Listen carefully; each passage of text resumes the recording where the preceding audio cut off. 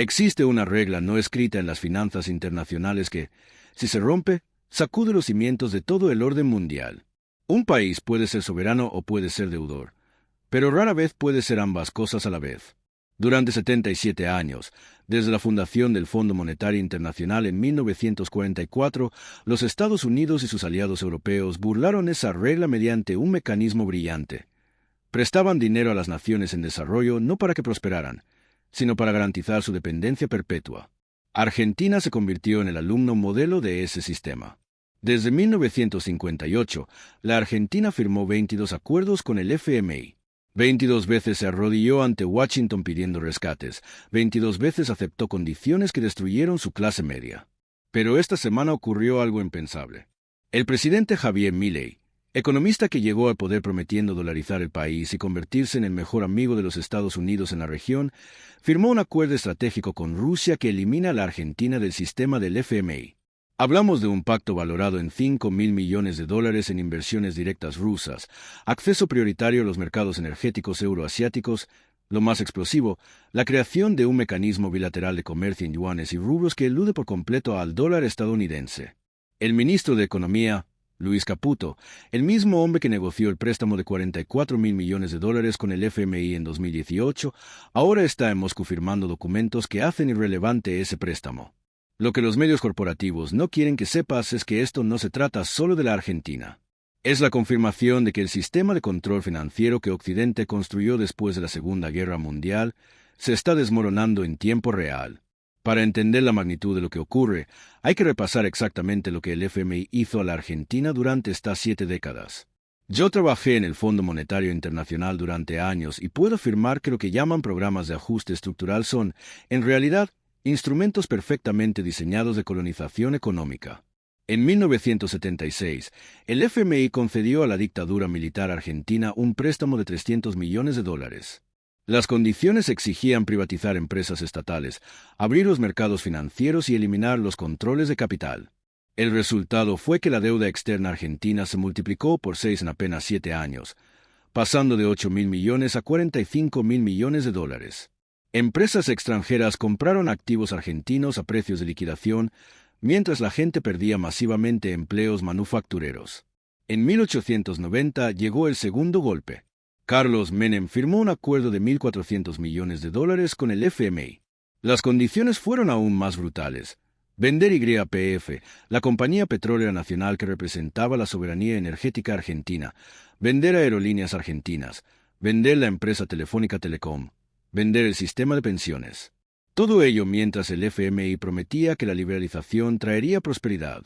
En 1991, la Argentina adoptó la convertibilidad. Un peso equivalía a $1 por ley.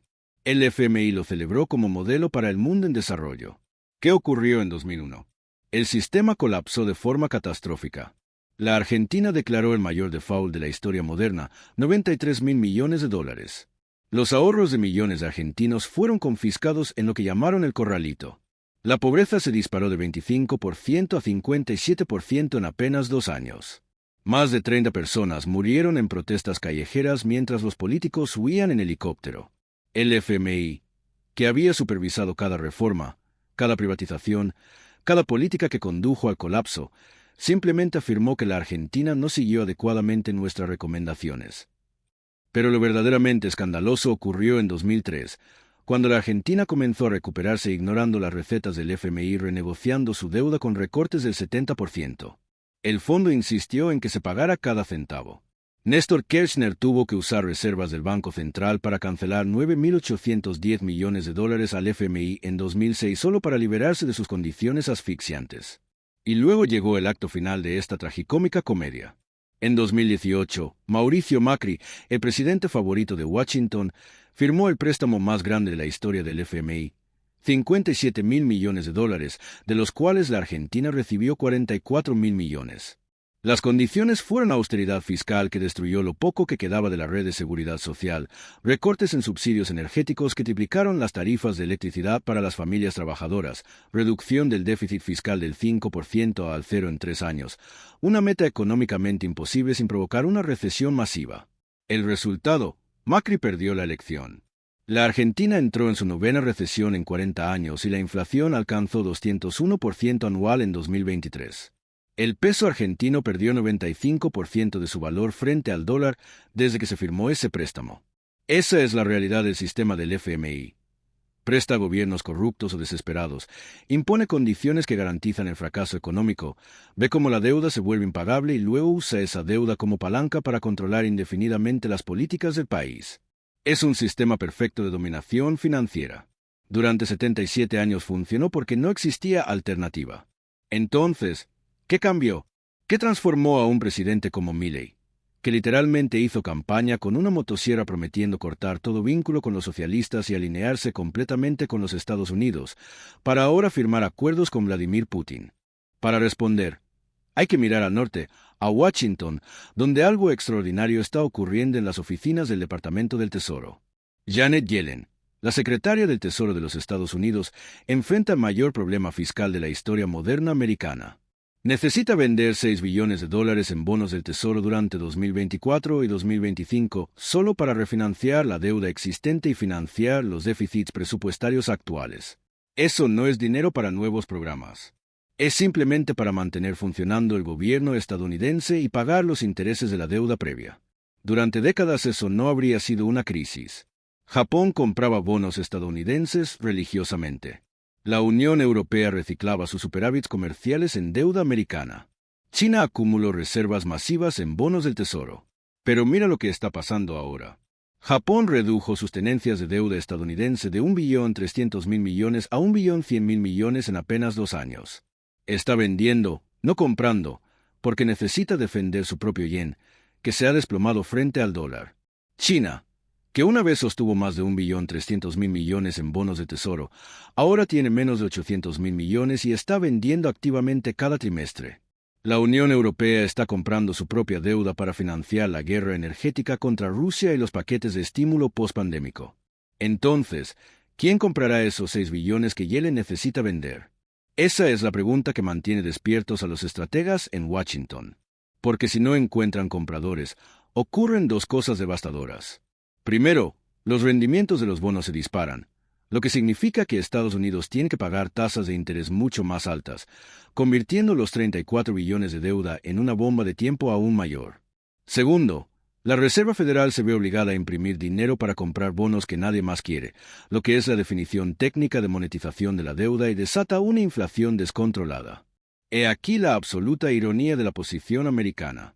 Durante 30 años, los Estados Unidos usaron al FMI como arma para obligar a países como la Argentina a aceptar una austeridad brutal. Corten el gasto, decía Washington. Reduzcan sus déficits fiscales, ordenaba el FMI. Privaticen todo y aprieten los cinturones. Pero mientras el FMI imponía déficits del 0% en Buenos Aires, Washington operaba con déficits fiscales del 6% del Producto Interno Bruto.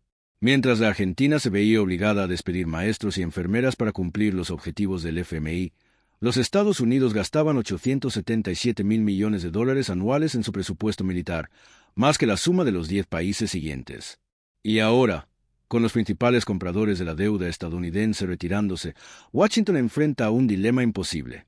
O impone una verdadera austeridad doméstica, recortando Medicare, la seguridad social y el gasto militar, lo que sería políticamente suicida, o encuentra nuevos compradores para su deuda. Pero el problema es que los únicos compradores con suficiente capital excedente son precisamente los países que Estados Unidos ha antagonizado durante la última década. Arabia Saudita, que históricamente reciclaba sus petrodólares en bonos de tesoro, ahora se está diversificando hacia el yuan después de que Biden la declarara estado paria. India, con sus enormes reservas, está comprando oro y construyendo alianzas con Rusia. Brasil, bajo Lula, promociona activamente el comercio en monedas locales. Y luego está Rusia. Después de que Estados Unidos congeló 300.000 millones de reservas rusas en 2022, Moscú aprendió la lección definitiva. Las reservas en dólares no son activos, son rehenes. Putin no solo dejó de comprar deuda estadounidense, sino que está construyendo sistemas alternativos diseñados específicamente para que otros países eviten ese destino. El sistema de transferencia financiera ruso, el SPFS, ahora procesa transacciones con más de 70 países. El comercio bilateral en monedas locales entre Rusia y China alcanzó 95% en 2023, eliminando por completo al dólar. No puedes declarar una guerra económica contra tu propio banquero y esperar que siga financiando tu estilo de vida. Esa es la lección que Washington está aprendiendo dolorosamente. En este punto, el análisis se vuelve inevitablemente geopolítico. John Mearsheimer, profesor de ciencia política en la Universidad de Chicago y una de las voces más respetadas en relaciones internacionales, ha argumentado durante décadas que la hegemonía americana no era sostenible indefinidamente. En su obra fundacional sobre el realismo ofensivo, Mearsheimer documentó cómo las grandes potencias inevitablemente sobreestienden sus capacidades al intentar mantener su dominación. Lo que estamos presenciando con la Argentina no es una anomalía. Es exactamente el tipo de realineación que él predijo cuando los costos de mantener el orden unipolar superan los beneficios que ese orden brinda. Mearsheimer también advirtió sobre el peligro de militarizar el sistema financiero. Señaló que cuando la hegemonía comienza a weaponizar instituciones supuestamente neutrales, como el FMI, el sistema SWIFT o el propio dólar, los rivales no tienen más opción que construir alternativas. Esta no es teoría abstracta. Es la mecánica estratégica básica. George Kennan, el arquitecto de la política de contención durante la Guerra Fría, advirtió en 1948 que Estados Unidos controlaba el 50% de la riqueza mundial con solo el 6% de la población. Su predicción era clara. Esa disparidad no podría mantenerse indefinidamente sin generar un sistema que provocara un resentimiento masivo. Lo que vemos con la Argentina abandonando el FMI es precisamente ese resentimiento convirtiéndose en acción estratégica. Para comprender por qué el acuerdo argentino-ruso es tan devastador para Washington, hay que comprender los dos pilares sobre los que se construyó el poder americano después de 1945. El primer pilar es el sistema del FMI y el Banco Mundial, instituciones que Washington controla mediante poder de veto y utiliza para garantizar que los países en desarrollo permanezcan perpetuamente dependientes del capital occidental.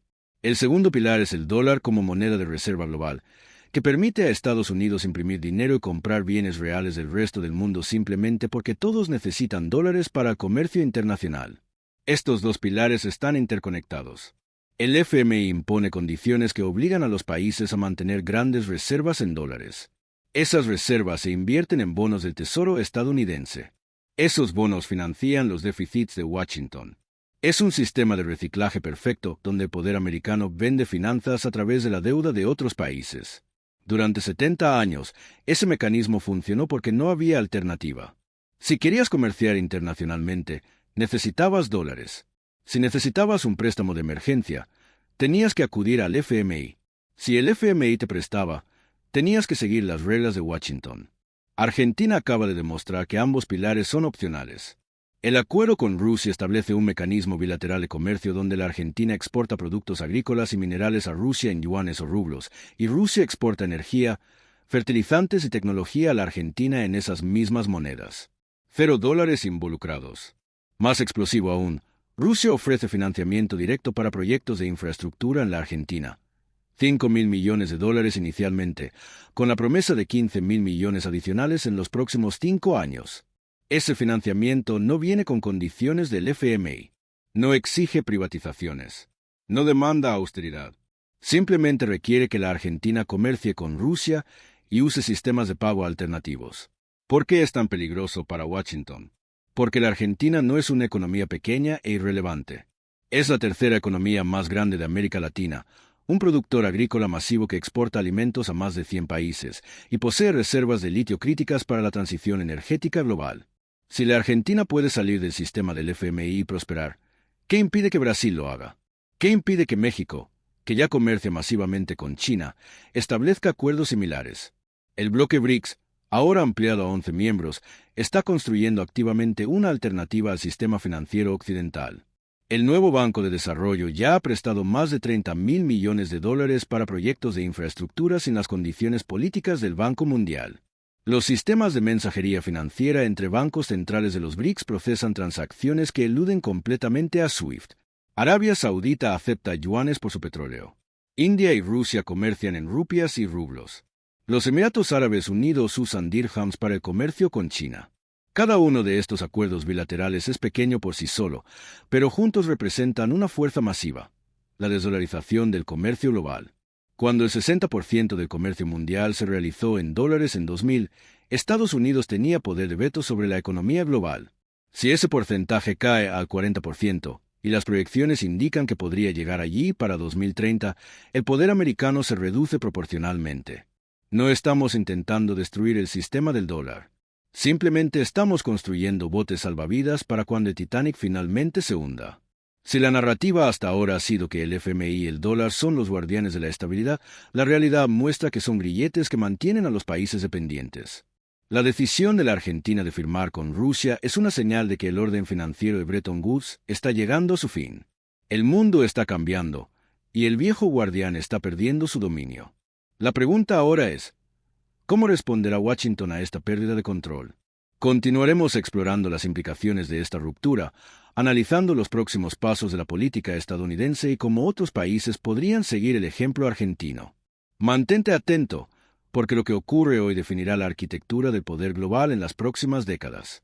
Washington no va a quedarse de brazos cruzados ante la pérdida de una pieza clave del tablero financiero global. Desde el momento en que la noticia de la firma del acuerdo entre Buenos Aires y Moscú se filtró a la prensa internacional, la Casa Blanca activó una serie de protocolos de contingencia que, aunque nunca se hacen públicos, se conocen entre los círculos de seguridad nacional y en los corredores de los bancos de inversión de la ciudad. El primer paso fue la movilización del Departamento del Tesoro, cuyo secretario, Janet Yellen, fue visto en una reunión de emergencia con los principales asesores de política monetaria y con representantes del Departamento de Estado. En esa sala, bajo la luz tenue de una mesa de roble, se trazó un plan de respuesta que tiene tres ejes fundamentales: presión diplomática, manipulación del mercado de bonos y la intensificación de la narrativa mediática. El eje de presión diplomática se basa en la tradición estadounidense de utilizar su poder de veto en organismos multilaterales para castigar a los países que se desvían de la órbita de Washington. En el caso de Argentina, el mensaje es claro. Cualquier intento de diversificar los flujos de financiación hacia Moscú o Pekín será recibido con una cadena de sanciones que van desde la restricción de acceso a los mercados de capitales hasta la exclusión de contratos de proveedores militares y de infraestructura. El Departamento de Estado ha preparado una serie de notas diplomáticas que serán entregadas a la Embajada de Washington en Buenos Aires y a la propia Cancillería argentina. Estas notas, redactadas en un tono que combina la amenaza velada con la promesa de cooperación, buscan crear una disyuntiva imposible. O se vuelve la mesa del FMI bajo los términos tradicionales, o se enfrenta a una creciente presión económica que podría paralizar proyectos de inversión cruciales para la recuperación del país. Paralelamente, el segundo eje, la manipulación del mercado de bonos, se basa en la capacidad única que tiene el gobierno estadounidense para influir en la percepción de riesgo de los bonos soberanos mediante la política de la Reserva Federal y la gestión de la oferta de deuda pública.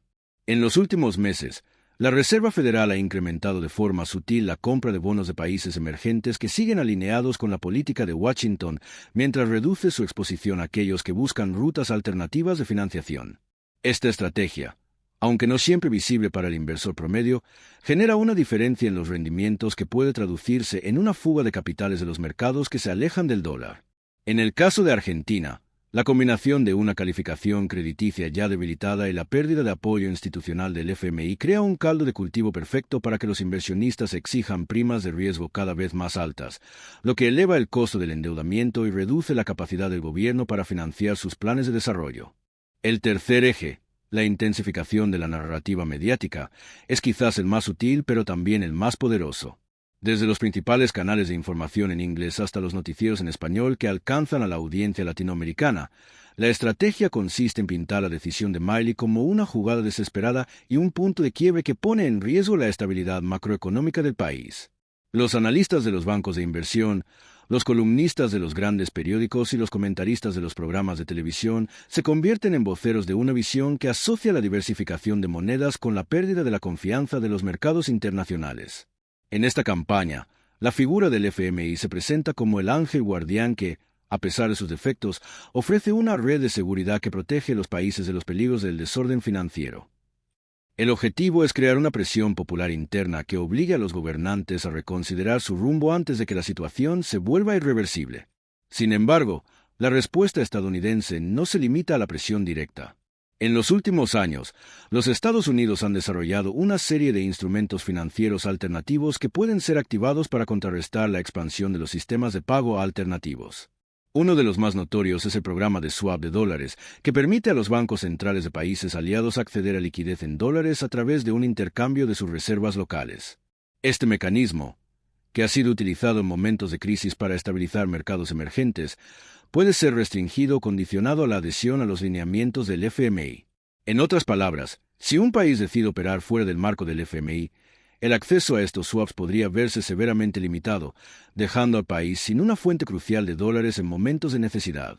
A medida que el escenario se despliega, otros actores internacionales observan con atención.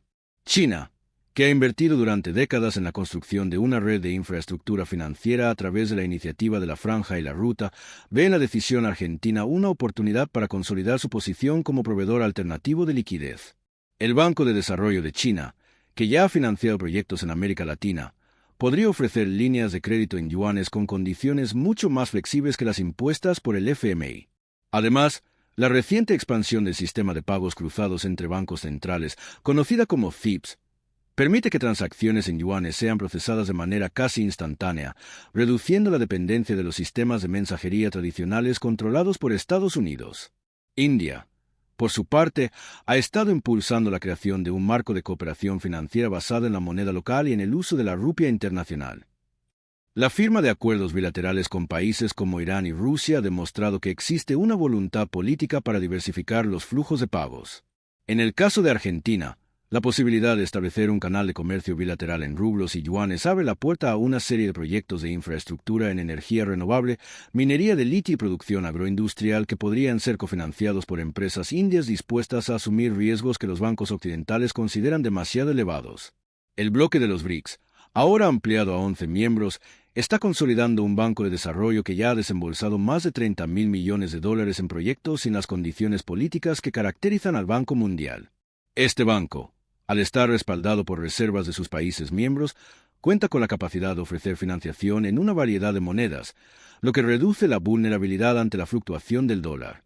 La lógica subyacente es clara. Si los países emergentes pueden financiar su crecimiento sin depender de la moneda de reserva global, la influencia de Washington sobre sus políticas internas disminuye de forma sustancial. Todo este entramado lleva a una conclusión inevitable. El modelo de control financiero basado en el FMI y en el dólar está llegando a su límite estructural. La regla de que un país no puede ser simultáneamente soberano y deudor, que durante 70 años sirvió como piedra angular del orden internacional, está siendo desafiada por la práctica. Cada vez que un país encuentra una vía para obtener recursos sin someterse a los condicionantes del FMI, el tejido de la hegemonía financiera se debilita. La pregunta que surge entonces es si Washington será capaz de adaptarse a una realidad donde el dólar ya no será el único medio de intercambio y donde los mercados de deuda soberana estarán fragmentados entre distintas zonas de influencia monetaria. En el corto plazo, es probable que veamos una escalada de medidas coercitivas por parte de la administración estadounidense. Entre ellas, la imposición de sanciones secundarias que penalicen a empresas internacionales que participen en proyectos financiados con yuanes o rublos, la restricción de acceso a la tecnología de punta para sectores estratégicos de los países que se alejen del dólar, y la intensificación de la campaña de desinformación que busque desacreditar los beneficios de la diversificación monetaria. Estas tácticas, aunque no siempre visibles, forman parte de un arsenal que los Estados Unidos han empleado históricamente para mantener su posición dominante. Sin embargo, la historia muestra que la coerción tiene límites.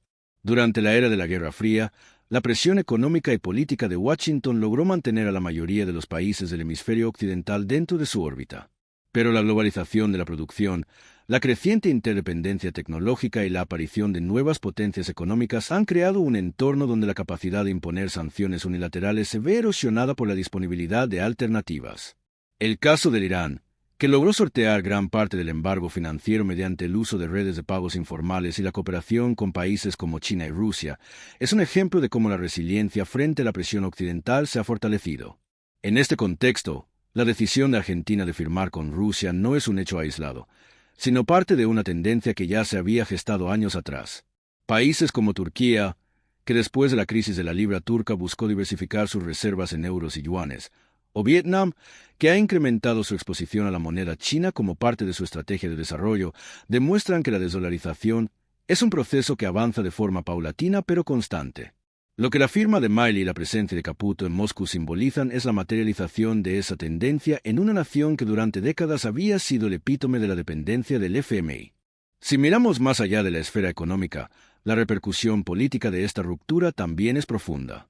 La legitimidad del modelo neoliberal impuesto por Washington, que ha sido sostenido por la disciplina fiscal y la apertura de mercados, se ve cuestionada cuando los resultados de esas políticas se traducen en crisis sociales, recortes en los servicios públicos y un aumento de la desigualdad. La narrativa que el FMI y el dólar son los guardianes de la estabilidad pierde fuerza cuando la población percibe que la estabilidad viene acompañada de una pérdida de soberanía y de oportunidades de desarrollo. En este sentido, la decisión argentina puede inspirar a movimientos políticos en otros países que buscan romper con la lógica de la dependencia externa. En América Latina, el caso de Brasil, que bajo la presidencia de Luiz Inácio Lula da Silva ha impulsado una política de mayor autonomía estratégica, se vuelve especialmente relevante.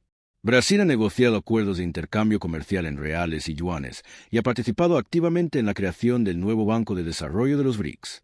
La convergencia de intereses entre Brasil y Argentina podría dar lugar a una alianza regional que fortalezca la capacidad de negociación frente a los mercados financieros dominados por el dólar. Si esa alianza se consolida, el bloque latinoamericano podría convertirse en un contrapeso significativo a la influencia de Washington en la región. En el ámbito europeo, la Unión Europea también está enfrentando una encrucijada. Por un lado, depende en gran medida del financiamiento estadounidense para sus déficits fiscales, y por otro, busca diversificar sus fuentes de financiación para reducir la vulnerabilidad ante posibles crisis de liquidez en los mercados de deuda estadounidenses. La creación de un mercado de bonos europeos denominados en euros y la promoción de una mayor integración financiera entre los Estados miembros son intentos de crear una caja de seguridad propia. Sin embargo, la presión de los Estados Unidos, que a través de su papel como gran comprador de bonos del Tesoro ejerce una influencia considerable, podría limitar la capacidad de la UE para lograr una autonomía plena. Frente a este panorama, la comunidad académica ha comenzado a replantear los paradigmas de la teoría de la dependencia. Los estudios que durante décadas defendieron la idea de que los países en desarrollo estaban atrapados en un círculo vicioso de endeudamiento con el FMI ahora se ven obligados a incorporar la variable de la multipolaridad financiera. Los trabajos de John Mearsheimer sobre el realismo ofensivo, que predijeron la sobreextensión de la hegemonía estadounidense, adquieren una nueva relevancia al observarse cómo la estrategia de control a través de instituciones financieras está siendo socavada por la proliferación de sistemas alternativos. Este cambio estructural también tiene implicaciones para el futuro de la política monetaria global. La Reserva Federal, que tradicionalmente ha utilizado el control del suministro de dólares para influir en la economía mundial, podría ver reducida su capacidad de exportar inflación o de estabilizar mercados emergentes mediante la oferta de liquidez. La disminución del uso del dólar en transacciones comerciales internacionales implica que los flujos de capital se vuelvan más sensibles a los riesgos específicos de cada región, lo que podría generar una mayor volatilidad en los mercados de divisas. En ese contexto, los bancos centrales de los países que opten por diversificar sus reservas deberán desarrollar herramientas de gestión de riesgo más sofisticadas, lo que a su vez fomentará la innovación en los mercados de derivados y en los mecanismos de cobertura. Al mismo tiempo, la reducción del dominio del dólar podría impulsar la creación de una red de pagos global basada en una canasta de monedas, similar a la idea que se discutió en la década de los 90 bajo el nombre de dólar bancario. Esa canasta, que incluiría monedas como el euro, el yuan, el rublo y el real, permitiría una mayor estabilidad al dispersar el riesgo entre varios emisores. Sin embargo, la implementación de un sistema de este tipo requeriría una coordinación política sin precedentes entre las principales potencias económicas, algo que la rivalidad geopolítica actual complica. En cuanto a la población mundial, el impacto de este proceso de desdolarización se traducirá, en el corto plazo, en una mayor incertidumbre sobre los precios de los bienes importados, especialmente aquellos que siguen cotizados en dólares, como el petróleo y los alimentos básicos. Los consumidores en los países que dependan todavía del dólar podrían experimentar fluctuaciones de precios más intensas, mientras que aquellos que logren establecer acuerdos comerciales en monedas locales podrían beneficiarse de una mayor estabilidad de precios. En el largo plazo, la diversificación de monedas podría reducir la vulnerabilidad de los estados frente a las crisis de deuda, al permitirles financiarse en la moneda que mejor se ajuste a sus necesidades productivas. Todo este panorama sugiere que la decisión de Argentina no es solo una jugada política interna, sino una señal de que el orden financiero internacional está en una fase de transición.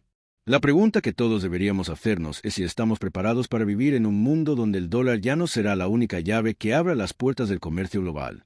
La respuesta depende de la capacidad de los gobiernos para adaptarse, de la disposición de los mercados a aceptar nuevas reglas y de la voluntad de la sociedad civil para exigir mayor soberanía económica. Para los espectadores que siguen este análisis, el llamado a la acción es claro.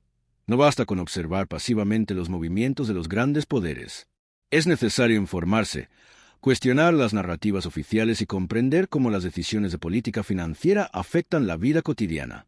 Cada vez que un país como Argentina rompe con el modelo impuesto por el FMI, se abre una ventana de oportunidad para que otros gobiernos reconsideren sus alianzas y busquen alternativas que les permitan desarrollar sus economías sin estar atados a condiciones que sacrifican el bienestar social. En los próximos minutos, profundizaremos en los posibles escenarios que podrían surgir a raíz de esta ruptura. Analizaremos cómo la política interna de los Estados Unidos podría evolucionar bajo la presión de los sectores empresariales que dependen del dólar, qué papel jugarán los bancos privados en la construcción de nuevos canales de financiación y cómo la comunidad internacional podría responder con una reforma del sistema financiero que reconozca la pluralidad de monedas.